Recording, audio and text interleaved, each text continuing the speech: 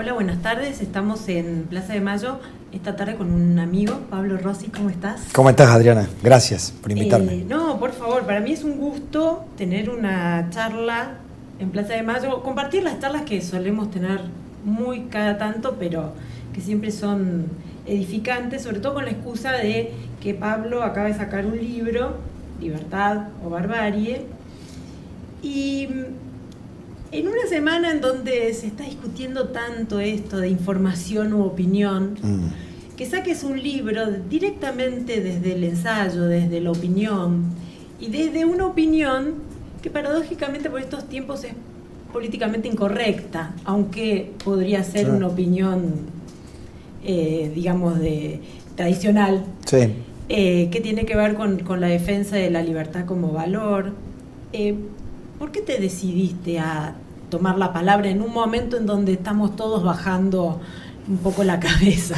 Claro, es muy bueno eso, Adriana, y te juro que no lo planifiqué, pero no me cabe la menor duda de que el contexto ayuda y mucho a que termine de darme cuenta que escribí un libro que soñé primero, porque sabes que fue largo el sueño para parir un libro, no sabía que era este libro, quería que iba a ser una primera novela, como tantos periodistas gráficos que querían. Bueno, salió esto, salió de la forma más inesperada, más vertiginosa, más ardorosa, porque fue de un tirón, verdaderamente sentí esa necesidad, no la metáfora ni la necesidad de escribirlo, y creo que porque no podría haber escrito otra cosa en materia de ensayo o de opinión política que esto. El libro podría haberse llamado Soy liberal, ¿y qué? Me la banco. Claro, me la banco, ¿viste? Estoy para no... Eso lo digo yo. Claro, no, soy liberal, ¿y qué? Y es una manera provocativa que no es nueva, pero que he tratado de recuperar de algunos esbozos que hicieron otros.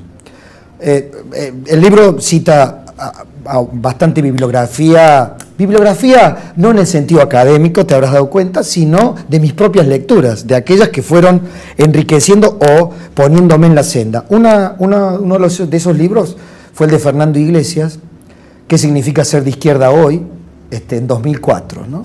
Que allí Fernando, antes de inmiscuirse en la política, como politólogo, se planteaba esta cuestión de la libertad, de lo liberal y de las deformaciones semánticas de lo liberal en la Argentina, en América Latina. Tampoco es nuevo de Fernando, porque el propio Mario Vargas Llosa, aunque de una posición liberal conservadora, quizá en algunos aspectos, quizá en lo político, Vargas Llosa ha provocado mucho debate sobre lo liberal.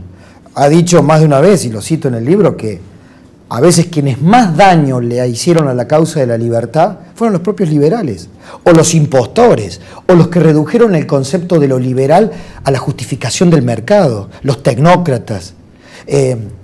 Hoy, decía en la presentación que tuve anoche en Córdoba, que fue fabulosa, decía hoy, ayer, hace 2 años, 5, incluso en la década del 90. Bueno, en la década del 90 no, porque, era decir, bueno, estoy en la onda, ¿viste? Hoy es una enfermedad de infecto contagiosa intelectual. Sí, ahora, vos citaste una carta abierta, del grupo de los intelectuales, donde dice, y me permito citarla, dice: no creemos que el horizonte pueda ser definido por una idea de felicidad colectiva centrada en el consumo y en la reproducción del capital. Esto lo decían hace unos años, pero yo escuchando la exaltación del consumo... Perdóname, lo dijeron hace muy poquito. Sí, pero a ver, también ahora, todo este fin de semana, difundiendo las cifras del consumo del fin de semana, muchos en el Twitter me decían, bueno, te tenés que poner contenta que los comerciantes están facturando. Yo digo, perdón, el consumo era malo en los 90 y ahora es bueno, o sea, ¿cómo...? Porque de pronto esta lógica de yo soy progresista pero defiendo el consumo porque por derrame, me decís, muchachos, ya. Sí, muchachos, pónganse de acuerdo con el relato, no lo hagan hacer aguas. El libro tiene como 2 partes. Si querés la parte más teórica, más de fondo, más profunda, que me parece que merece un debate amplísimo y sumar muchas voces, es esta cuestión de lo liberal, el neoliberalismo. El libro contiene una crítica frontal y sin ambigüedad y sin pelos en la lengua contra el libertinaje financiero, contra eso llamado neoliberalismo y contra los liberales que redujeron la cuestión de la libertad económica a ese nuevo Dios, a ese nuevo dogma que fue el mercado, la especulación financiera, bueno, todo lo que ocurre hoy que hace poner de cuclillas a Europa. Ahora bien, la primera parte del libro es desnudar la impostura. La impostura de este gobierno, la impostura de su relato, y además de la impostura, creo yo, el método. Yo digo, los Kirchner llegaron al poder con un plan, con un método, sacar nueva renta de antiguos odios. El enfrentamiento clasista, el enfrentamiento social, el enfrentamiento político venía en el ADN kirchnerista. Después, y acá me parece que vale la pena hacer esta aclaración, me parece a mí, a confesión de parte, por ejemplo, del propio Ricardo Foster. Todo lo que vino después, todos los intelectuales de carta abierta que se sumaron, este barniz intelectual que se le dio fundamentalmente al modelo en el gobierno de Cristina, no en el de Néstor. Recordemos que los intelectuales de Néstor eran José Pablo José Pablo Feynman y Nun. Después llegaron los otros. Y después llegó Laclau. Creo que Laclau llegó al final. Creo que fue Ricardo Foster el que dijo, no, Ernesto Laclau tuvo un laboratorio formidable. Creo que aprendió mucho de Néstor Kirchner, de Hugo Chávez, Laclau. Por eso suena tan, por allí hace tanto ruido, algunas aseveraciones tan barrocas, de hombres que yo, vos sabés, te consta porque en los programas que teníamos en cable, yo lo he entrevistado a Horacio González, recuerdo en aquel libro que sacó sobre la conspiración, que me pareció en la política, el concepto conspiración en la política me pareció formidable. Pero creo que al servicio del poder, como escribas del modelo, hacen agua por muchos costados. Por ejemplo, condenando el consumo artificioso, cuando en realidad la base fáctica del modelo kirchnerista fue la ampliación del consumo interno con anabólicos hasta niveles de, si tenemos que emitir, darle a la maquinita para emitir guita, para que consuma la población, lo vamos a hacer. Ahora, más allá de los argumentos políticos que te puedan asistir, sí, a mí me interesa especialmente esta toma de palabra. ¿Por qué? Porque también a veces la diferencia en la discusión está en que es fácil salir a aplaudir a aquellos que están aplaudiendo una mayoría y es muy difícil salir a hacer valer argumentos cuando por ahí no estás en minoría, pero te sentís en una minoría de opinión. Sí. En el sentido de que quizás hay cuestiones en las que podemos estar de acuerdo en lo que hace a, no sé, la libertad de cultos, la libertad de pensamiento, la libertad de expresión, que vos, digamos, en otros valores de la libertad. Digo, ¿a qué atribuís, que creo que tiene que ver, y algo explicás en el libro, con esta construcción de este discurso evangelizador, que el debate sea cada vez menos posible en la Argentina?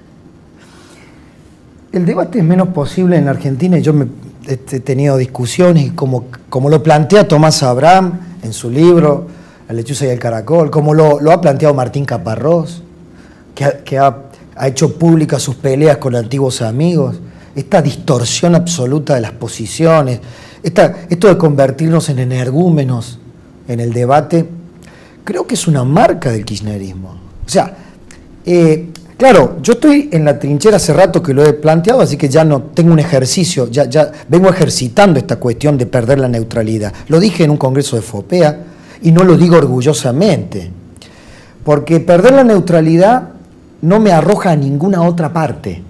No es que pierdo la neutralidad para abrazarme a un dogma contrario al kirchnerista o a la derecha maravillosa que me va a acoger y en el cual he encontrado la redención ideológica. Te aseguraron el futuro económicamente. No, porque en realidad mis palabras se pondrán a prueba cuando gobierne en la Argentina un gobierno de centroderecha o que se atreva a decirse liberal. Ahí voy a poner a prueba estos conceptos que trato de defender del concepto de la libertad. Hoy es muy fácil. ¿Por qué el debate se hace complicado? Y porque no hay espacio para un debate posible cuando lo que te presentan son trincheras cada vez más profundas. El maniqueí, digamos, la visión maniquea no acepta modelos intermedios, no acepta matices. Esto me pasó en Venezuela, por ejemplo, cuando la radio me hizo viajar en 2008, previo a la Guerra del Campo, donde comenzó, me parece, la exacerbación simbólica y real de estos debates. Sí, aclaremos que Pablo es la voz de Cadena 3 hace muchos años, o gerente de noticias acá en Buenos Aires, con lo cual tu participación en una radio que va a todo el país es importante. Y que me ha dado oportunidades, por ejemplo, esta que te cuento, donde pude en un viaje por Caracas intensísimo, en 4 días, entrevistar a profesores universitarios, a jóvenes que se habían manifestado. ¿Te acordás en aquellas marchas multitudinarias contra Chávez? Te estoy hablando mucho antes de que fuera reelecto. Pude ver la frustración en muchísimos jóvenes universitarios porque veían que no había nada del otro lado, pero también la frustración de tanta gente que no quería pararse en ninguna de las dos partes, o de gente que decía, miren, el chavismo es infeccioso por metodología. Entonces yo tengo que estar en contra de esta infección como metodología de poder. Pero cuidado, yo no me estoy abrazando a ninguno de estos otros energúmenos, ¿no? De una derecha recalcitrante, de una oligarquía que fue el producto que generó a Chávez. Yo por ahí lo escucho a Martín Caparrós que dice, por ejemplo, hoy me encuentro teniendo coincidencias aparentes con gente con la cual no me sentaría a tomar un café. Bueno, esto es producto de cuando bombardeaste el territorio, bombardeaste el campo de juego para el debate. El kirchnerismo bombardeó simbólica y realmente el campo de juego posible para el debate, distorsionó las formas. Lo único que nos quedan son retazos, trincheras. Están los que hacen un esfuerzo denodado por mantener una equidistancia de los hechos. Yo creo en esto, en una frase de Desmond Tutu que decía, ser neutral en tiempos de opresión, saquémosle hoy la palabra opresión, pero en estos tiempos maniqueos de tensión es ser cómplice de una nada, de una nimiedad. Entonces prefiero salir a decirles no, conmigo no. Lo que dije en FOPE en algún momento, que ahora veo que están reproduciendo algunos textos, es no le puedo dar mi mano de presunción de objetividad a un gobierno que me declara su enemigo. El gobierno declaró enemigo al periodismo, no nos confundamos en esto, para mí está muy claro. Clarín es el monstruo grande que siempre pisó fuerte, la excusa formidable, la excusa perfecta, pero declaró enemigo al periodismo, a la concepción del ejercicio profesional del periodismo.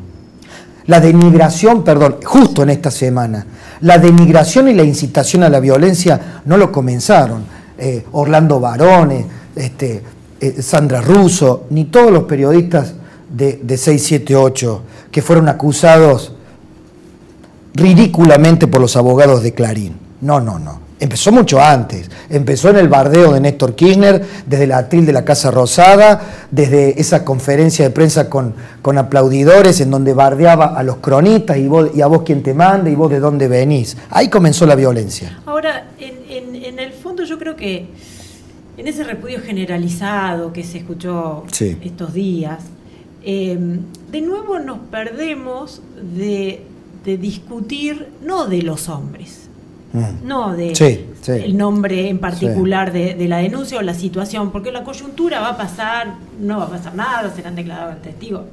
Digo, la pregunta es, ¿qué tipo de sociedad construimos en base a una información que cada vez se delata como más falsa? Entonces, es cierto que el gobierno nos declaró a los periodistas enemigos, pero por alguna hay daños colaterales. Hay como una docilidad en aceptar, no somos más que repetidores de gacetillas del poder.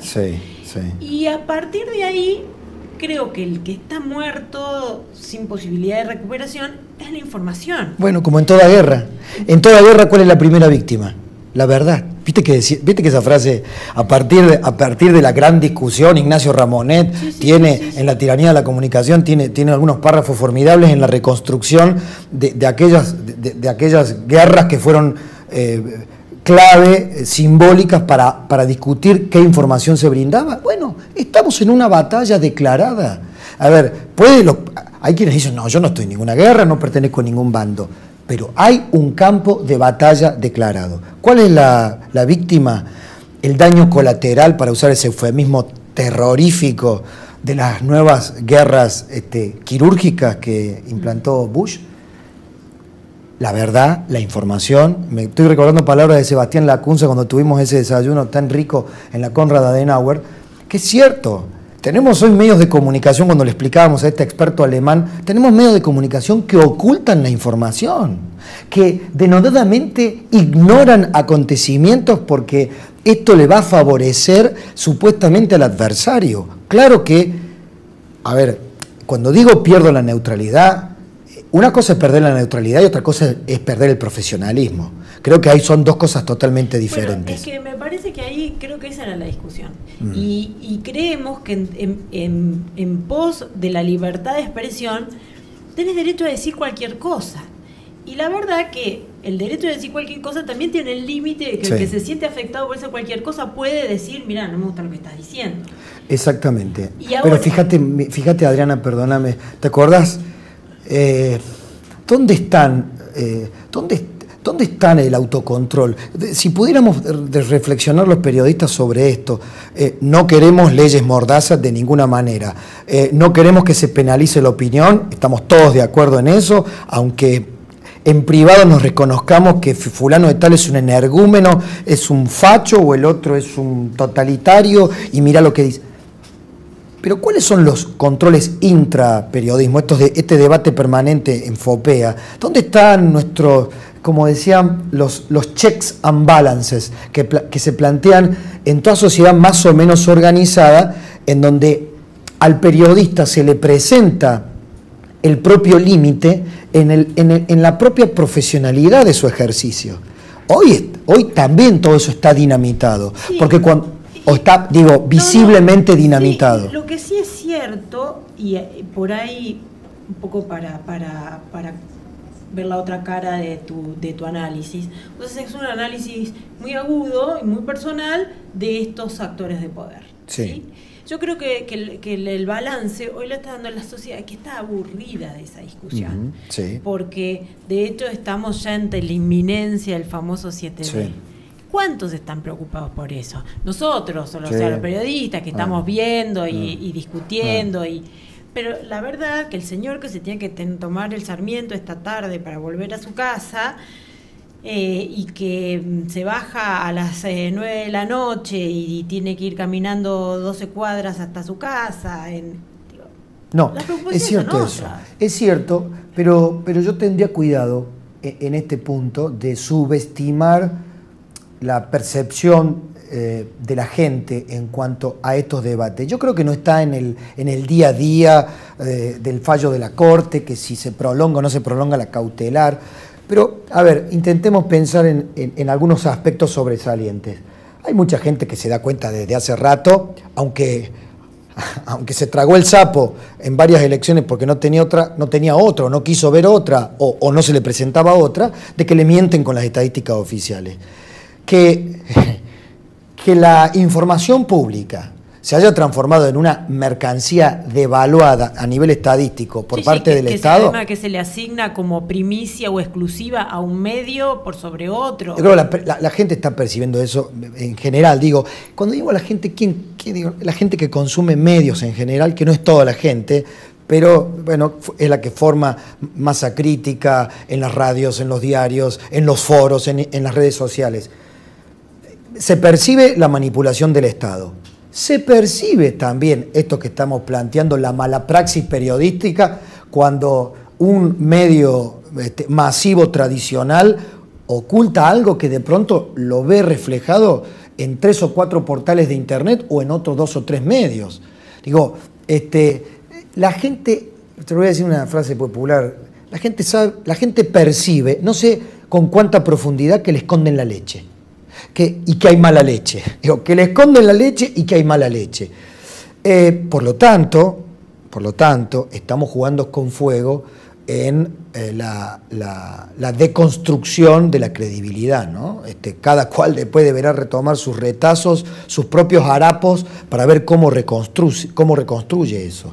Yo trato en el libro el libro no es equilibrado en lo político, pero busco, o trato al menos, de plantear un equilibrio en cuanto a la complejidad de los desafíos, ¿no? De los desafíos propios, de los desafíos sociales, de los desafíos de esas multitudes marchantes caceroleando, como fueron los desafíos de 2001, los desafíos de la representatividad. Y hago eje en el libro, Adriana, creo que eso está claro. Encontré una frase fetiche, una pregunta fetiche que atraviesa el libro. ¿Libertad para qué?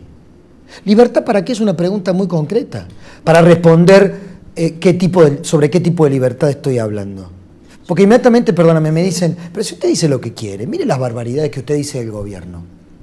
Perdón, ¿de esa libertad usted qué hablo? No hablo de esa libertad. Por eso decía, eso es una libertad de expresión relativa, porque salir a vocear en una esquina, lo que se te antoje, también puede ser la libertad de un loco. De un loco, de un libertario, de un energúmeno, exactamente. Ahora, vos das dos citas interesantes de mis lecturas. Citas mucho a José Ingenieros, sí, en El hombre mediocre, y a veces decís que a veces la culpa colectiva sirve para enjuagar la responsabilidad individual.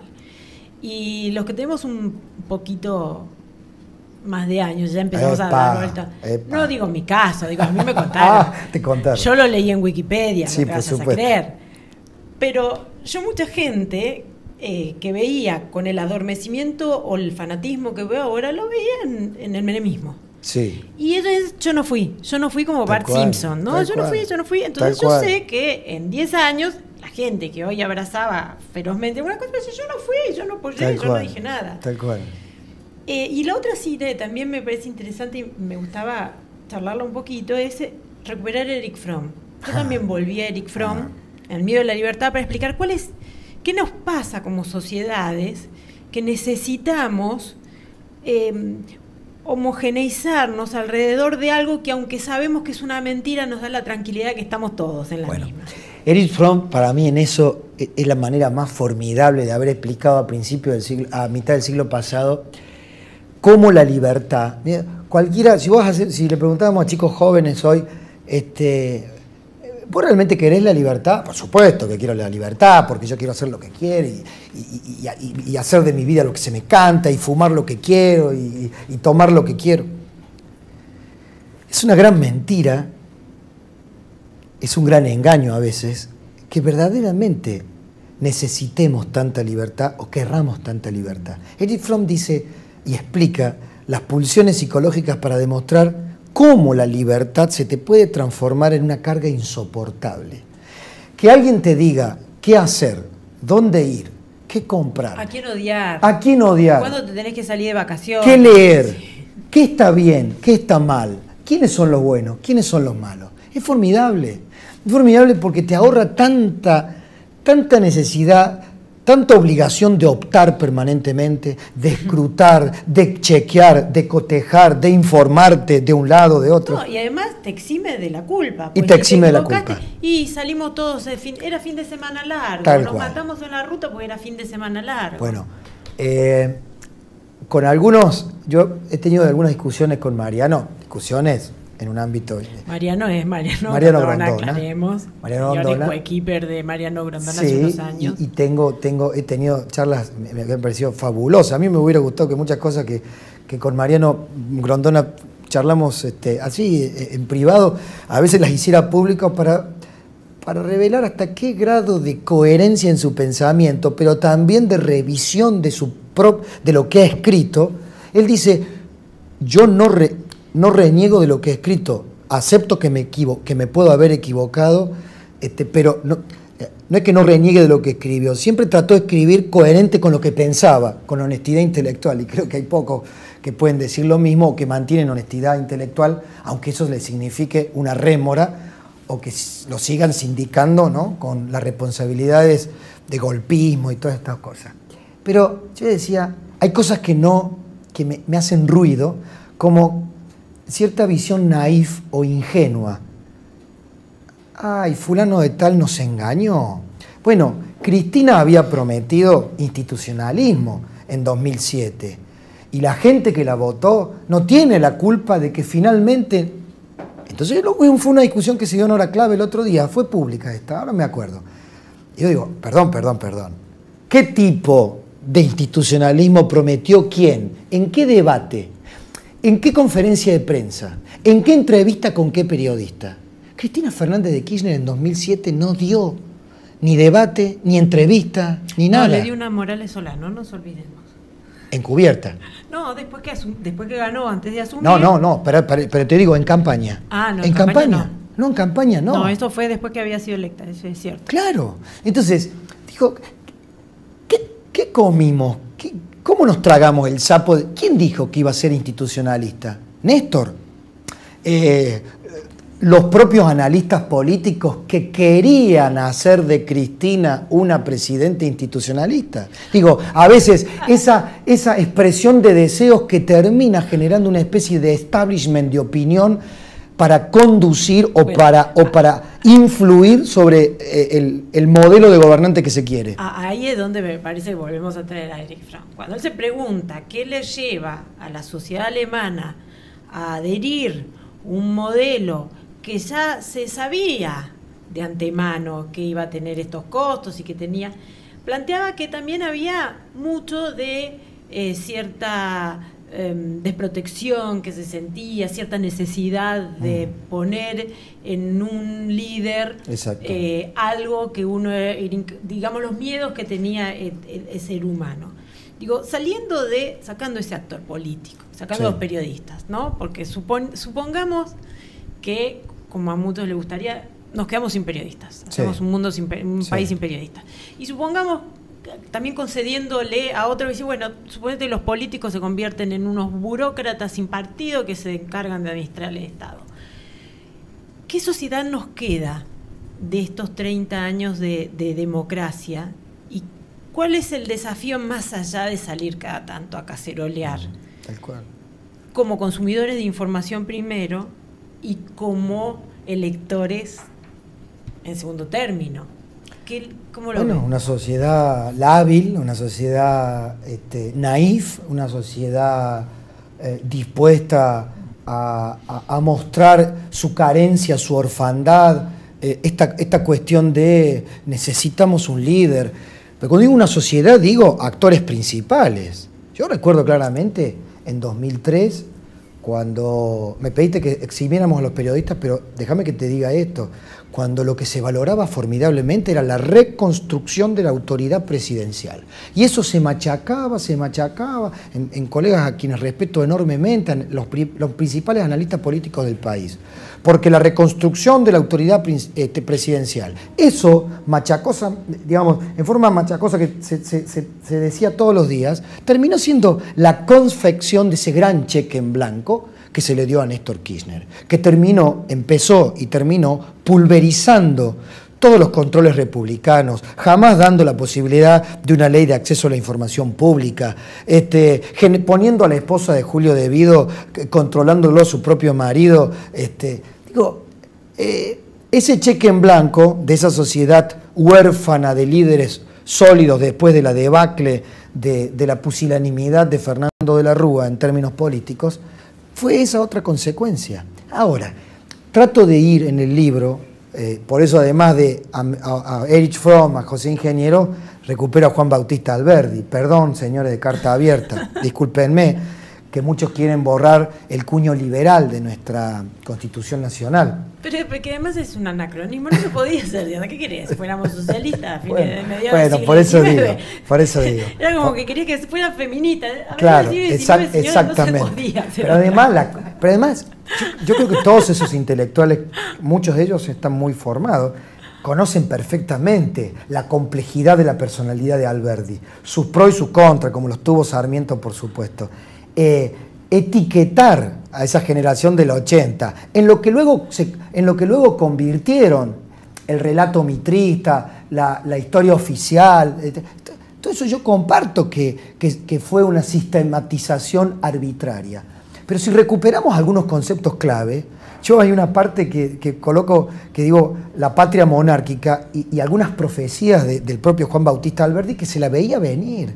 Esta cuestión de la patria, de lo patriótico, que fue militarista durante el siglo XX y hoy es el Estado nacional y popular, en términos donde la patria disuelve al individuo y el modelo disuelve al individuo y el modelo convierte a los adoradores de Cristina en gente que escucha pero no opina, en aplaudidores seriales. Digo, eso tiene mucha historia. Y rescato a Alberdi en este concepto de lo liberal para decir, lo que verdaderamente esta sociedad rifó siempre fue la posibilidad de tener autoestima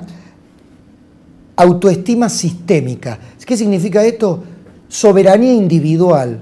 Ese margen de autonomía personal, de autonomía individual, que conlleva una práctica de libertad responsable. Es decir, soy ciudadano, me hago cargo.